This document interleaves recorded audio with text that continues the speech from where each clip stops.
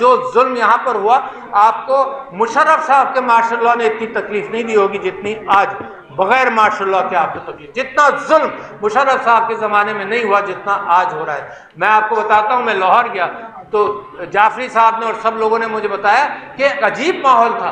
کراچی نے شاید وہ ماحول نہیں دیکھا کہ ہر گھر میں ایک ایک چیز توڑی گئی، بار بار آ کر توڑی گئی۔ اگر بچے تھے گھر کے اندر تو خاص طور پہ وہ کون سا بٹ تھا جس نے گاڑیاں توڑ کر مشہور کیا اپنے آپ کو، گلو بٹ ہے، تو پنجاب کے اندر، لاہور کے اندر خاص طور پر 4 5 مرتبہ گئے، ہر بچوں کے ہوتے ہوئے بچوں کو ڈرانے کے لیے ہر چیز شیشے کی چیز توڑی۔ عمر ڈار کے یہاں اور ریحانہ ڈار کے یہاں میں گیا تو کرائے کا فرنیچر، یہ کروڑ پتی بزنس مین ہے، کرائے کا فرنیچر، پتا چلا جی 5 مرتبہ آ کر ہر چیز توڑ کر گئے۔ یہ کون کرا رہا ہے؟ کس کے پاس اتنی طاقت ہے؟ جن کو آپ نے طاقت دی ان کے پاس تو اتنی طاقت، ان کو تو جیلوں میں رکھا ہوا ہے، ان کو تو حکومت نہیں دی گئی۔ یہ جھوٹی طاقت، یہ کراچی سے جیتے ہوئے ایم کیو ایم کے لوگ، کوئی جیتا ہے یہاں سے کراچی سے، ایم کیو ایم جیت سکتی ہے؟ ان کو وہاں بھیج دیا تو کیا قانون بنائیں گے؟ وہ ایسی قانون بنائیں گے جو دھاندلی، جس کے ایم کیو ایم کے ظلم سے یہ شہر نکلا ہے۔ اب یہ مختلف انداز سے دوسرا ظلم کر رہے ہیں۔ پہلے وہ ہتھیار والا کرتے تھے، اب یہ دوسرے لوگوں کے ساتھ مل کر وہی ظلم کر رہے ہیں۔ کہتے ہیں اجماع امت ہو گیا، یہ قوم اکٹھا ہو گئی۔ تو جب قوم اکٹھا ہو جائے جیسے مشرقی پاکستان کے اندر ہوئی تھی، ہمیں اس بات کی قدر کرنی چاہیے تھی، ان کے ساتھ بات کرنی چاہیے تھی۔ کبھی کوئی کانکریٹ بات کسی کے ساتھ نہیں ہوئی، اور میں گواہ ہوں اس بات کو۔ کراچی کے شہر کے اندر چودھری، بڑے بڑے نام، چودھری خلیق الزمان، ظفر احسن لاری، اور نام آپ لیتے جائیے کراچی شہر کے، اگر ان کو دوبارہ زندگی مل جائے تو وہ سوچیں گے کہ کون سی غلطیاں نہ کریں۔ اگر ایوب خان کو دوبارہ زندگی مل جائے تو وہ بھی سوچے گا کہ کون سی غلطی نہ کریں۔ اب جو ارباب اختیار ہیں ان کے پاس موقع ہے، اپنے ماضی سے سیکھ سکتے ہیں۔ اب حمود الرحمان کمیشن رپورٹ نہیں ہوئی تو کارگل کا ایک مثانیہ ہوا ہمارے ملک کے اندر۔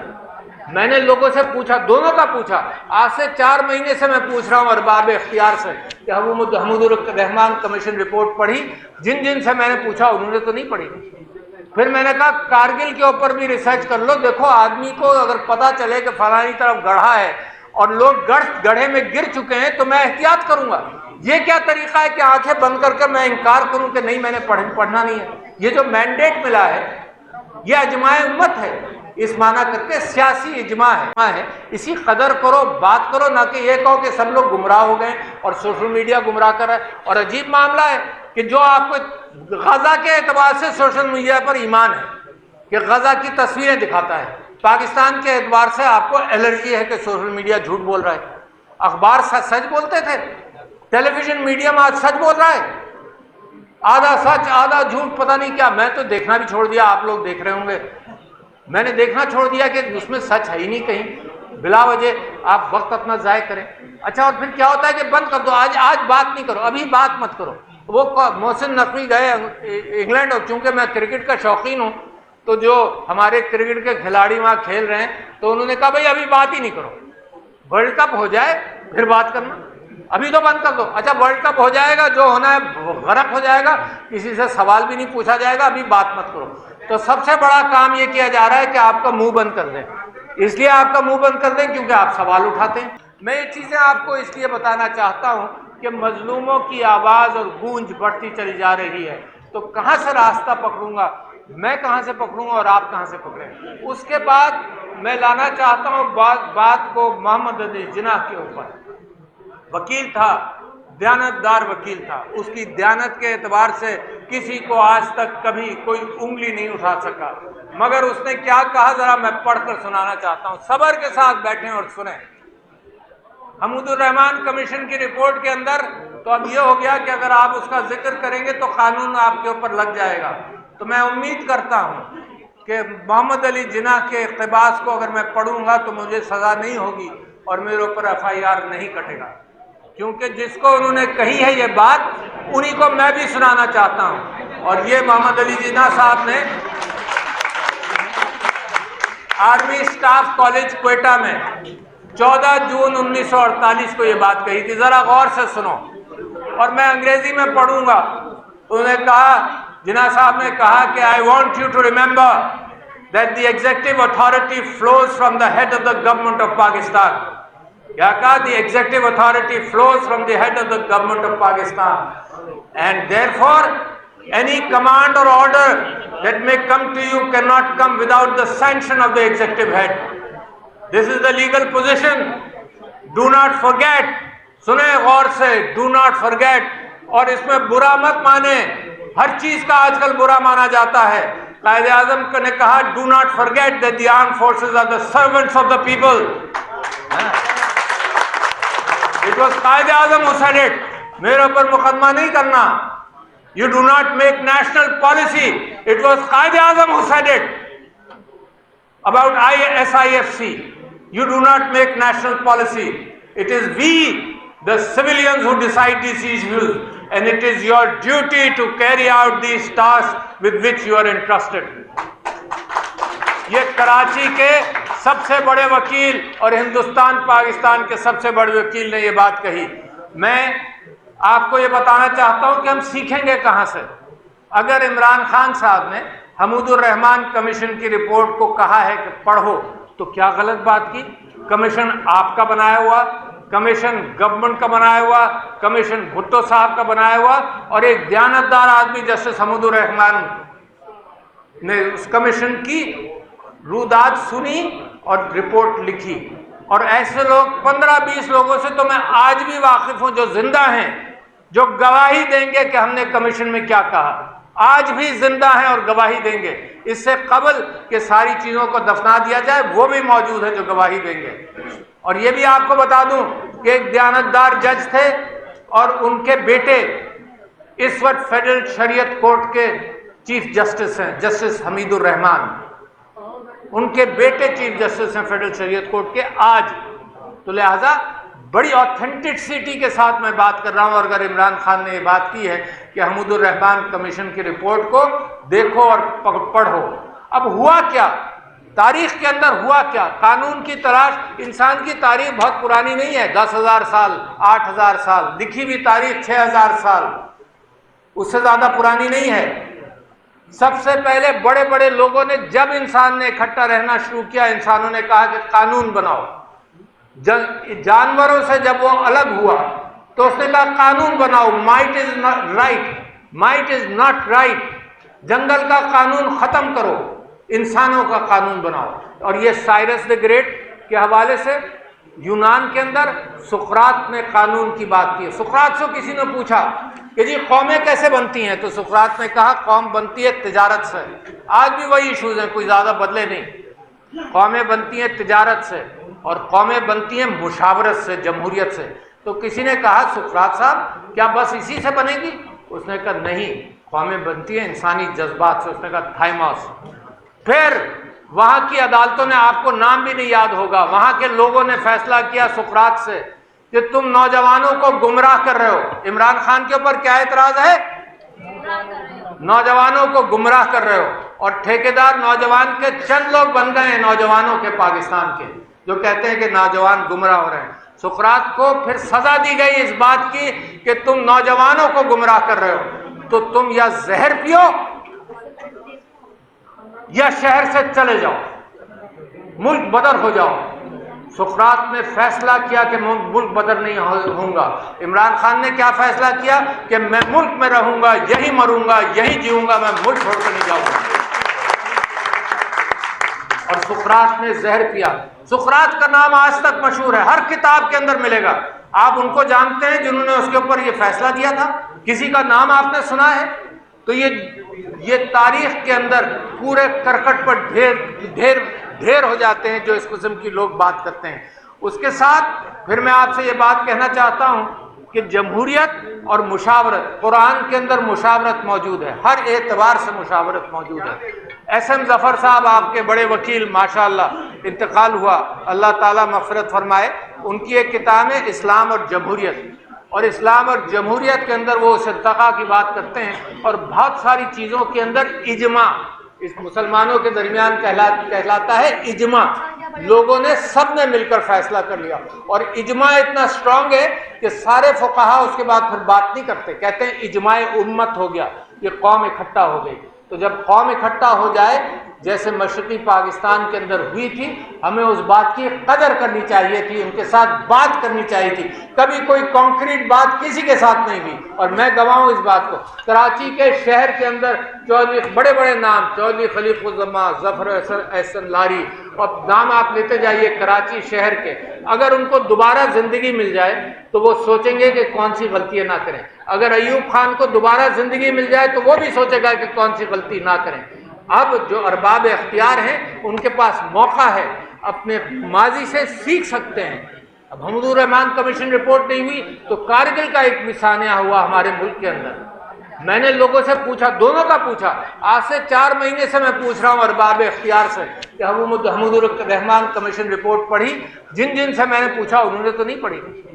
پھر میں نے کہا کارگل کے اوپر بھی ریسرچ کر لو. دیکھو آدمی کو اگر پتا چلے کہ فلانی طرف گڑھا ہے اور لوگ گڑھے میں گر چکے ہیں تو میں احتیاط کروں گا. یہ کیا طریقہ ہے کہ آنکھیں بند کر کر میں انکار کروں کہ نہیں میں نے پڑھنا نہیں ہے؟ یہ جو مینڈیٹ ملا ہے یہ اجماع امت ہے، اس معنی کر کے سیاسی اجماع ہے. اسی قدر کرو، بات کرو، نہ کہ یہ کہو کہ سب لوگ گمراہ ہو گئے اور سوشل میڈیا گمراہ کر رہا ہے. اور عجیب معاملہ ہے کہ جو آپ کو غزہ کے اعتبار سے سوشل میڈیا پر ایمان ہے کہ غزہ کی تصویریں دکھاتا ہے، پاکستان کے اعتبار سے آپ کو الرجی ہے کہ سوشل میڈیا جھوٹ بول رہا ہے.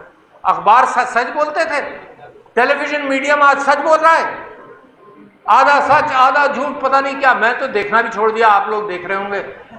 میں نے دیکھنا چھوڑ دیا کہ اس میں سچ ہے ہی نہیں کہیں، بلا وجہ آپ وقت اپنا ضائع کریں. اچھا اور پھر کیا ہوتا ہے کہ بند کر دو، آج بات نہیں کرو، ابھی بات مت کرو.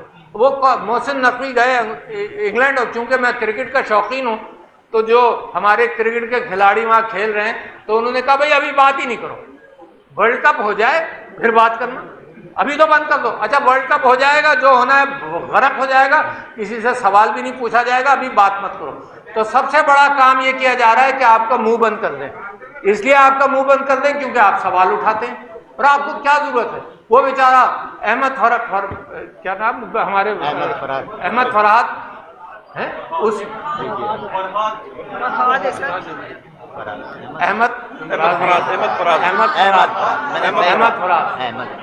اس نے کیا ایک تقریر کی اور کیا کہا، بیچارے کو غائب کر دیا، 8-10 دن غائب رہا. مطلب اور اقبال بھی نہیں ہوتا. اچھا دنیا جانتی ہے، آپ نہیں کہہ رہے، دنیا جانتی ہے کہ کس نے اٹھایا کیا کیا. یہاں اسٹیج پر بہت سارے لوگ ہیں جن کو اٹھایا گیا، جن کو ڈانٹا گیا، جن کے خلاف ظلم ہوا، جن کو مارا پیٹا گیا، مگر اقبال نہیں کرتا کوئی بھی کہ کس نے کیا.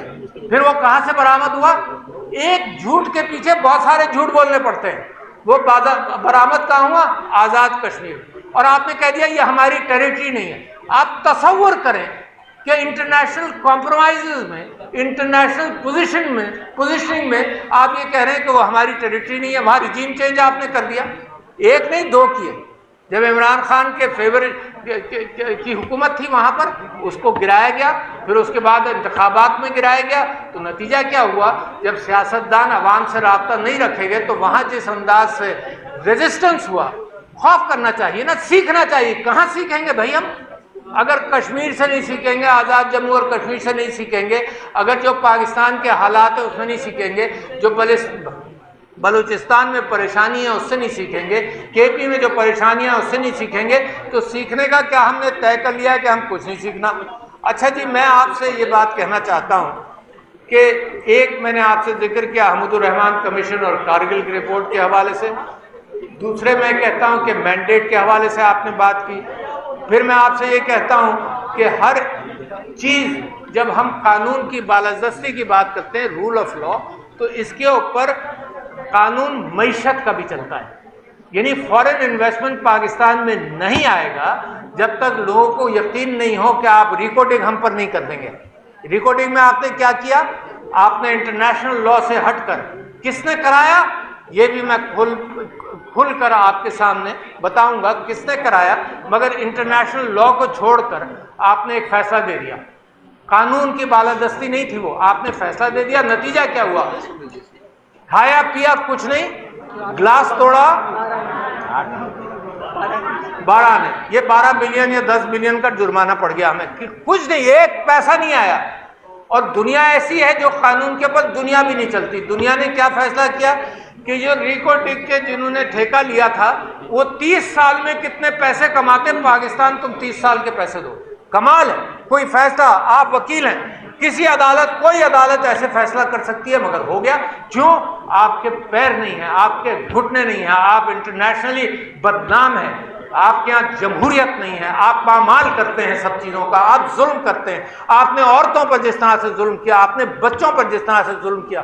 میں پاکستان کے لیے دعا کرتا تھا، اچانک جناب غزہ کا معاملات شروع ہوئے تو میں شرمندہ ہوا اپنی ہی نظروں میں اللہ تعالیٰ سے میں نے پہلے غزہ کی دعا کرنی شروع کی اور پھر پاکستان کے متعلق۔ جو ظلم یہاں پر ہوا، آپ کو مشرف صاحب کے ماشاء اللہ نے اتنی تکلیف نہیں دی ہوگی جتنی آج بغیر ماشاء اللہ کے آپ کو تکلیف، جتنا ظلم مشرف صاحب کے زمانے میں نہیں ہوا جتنا آج ہو رہا ہے۔ میں آپ کو بتاتا ہوں، میں لاہور گیا تو جعفری صاحب نے اور سب لوگوں نے مجھے بتایا کہ ایک عجیب ماحول تھا۔ کراچی نے شاید وہ ماحول نہیں دیکھا کہ ہر گھر میں ایک ایک چیز توڑی گئی، بار بار آ کر توڑی گئی۔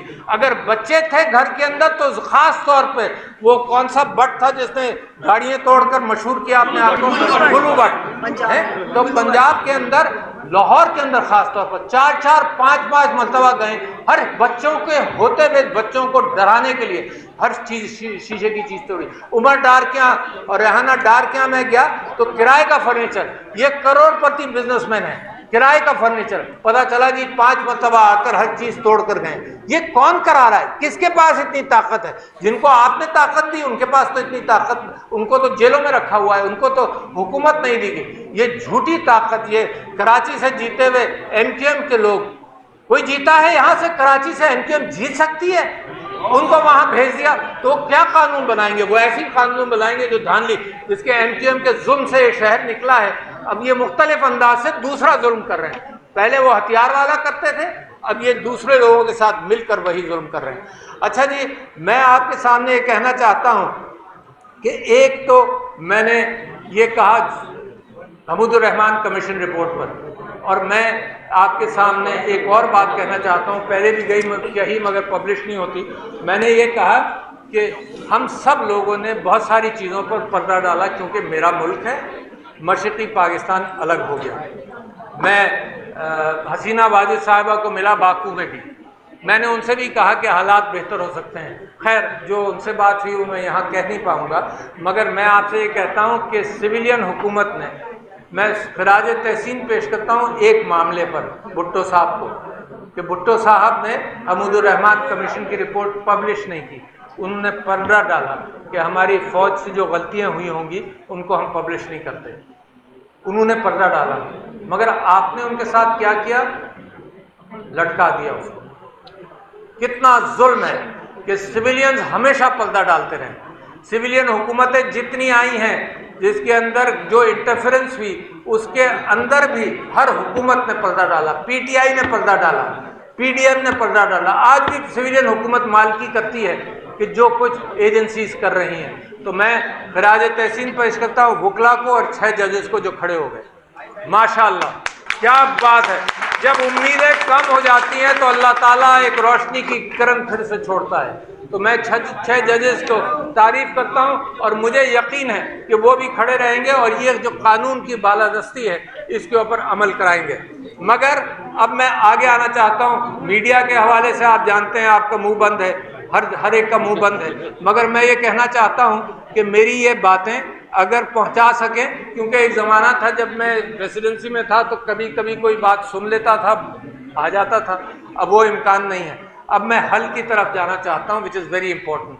دیکھیے یہ ساری باتیں تو ہو گئی، کیا ہو رہا ہے، کیا چاہتے ہیں ہم، رول آف لا چاہتے ہیں، اور آخر میں ہم خلاصہ میں پیش کر دوں گا کہ ہم 3 باتیں کیا چاہتے ہیں، ویری سمپل، مگر ایٹ دا سیم ٹائم میں حل کی طرف جانا چاہتا ہوں۔ اچھا جی، پہلا حل یہ ہے، پہلا حل سنتے جائیے، پہلا حل یہ ہے کہ کوئی حل نہیں ممکن جب تک آپ سٹیک ہولڈرز کو ٹیبل پر نہ لائیں۔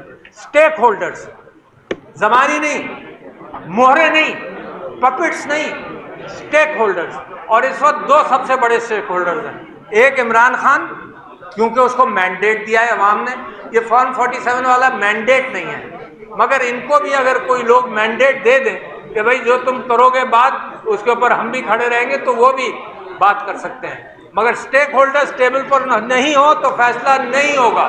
مشرقی پاکستان ٹوٹ گیا وہ تو سب سے بری مثال ہے. یہ پاکستان خدا نہ خواستہ میں کلیم کرنا چاہتا ہوں یہ پاکستان ٹوٹ نہیں سکتا, توڑنے نہیں دیں گے. جو توڑنے آئے گا اس کے ہاتھ توڑیں گے, ہم توڑیں گے. یہ کیا بات ہوئی کہ آپ مڑ کر یہ کہتے ہیں جی پاکستان توڑنا. یہ ولی خان بیچارے یہاں حیدرآباد جیل میں تھے, حیدرآباد جیل میں ان کے اوپر غداری کا مقدمہ چل رہا تھا, اور اس غداری کے جیل کے مقدمے میں انہوں نے 40 پیج کی ایک رپورٹ لکھی, اپنی گواہی دی, اور اس کے اندر کہا کہ جی ہم پاکستان کے غدار نہیں ہیں, ہم پاکستان کے بچانے والوں میں سے ہیں.